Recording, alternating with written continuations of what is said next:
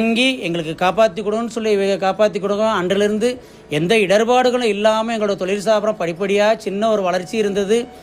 2021 பிப்ரவரி 20 பேங்க்லேருந்து வந்து ஜப்தி பண்ணுற நிலைமைக்கு வந்துட்டாங்க பகவானே.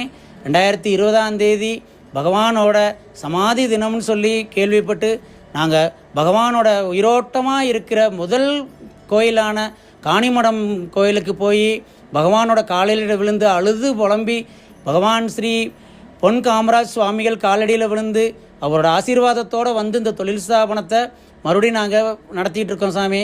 எங்களுக்கு இப்போது பணம் உதவி கிடச்சி, ஒரு நண்பர் மூலியமாக பண உதவி கிடச்சி, பேங்க்கில் இருக்க பிரச்சனைகள்லாம் முடித்து அந்த டாக்குமெண்ட்டை அவர் கையில் கொடுத்துட்டு, அதுவும் அவங்க வந்து எங்களுக்கு எழுதி கொடுங்கன்னு சொல்லி கேட்டுக்கிட்டு இருந்த டைமில் பகவானை டெய்லி நாங்கள் மன்றாடி வேண்டி பகவான் எங்களை இந்த தொழில் ஸ்தாபனத்தை எங்களுக்கு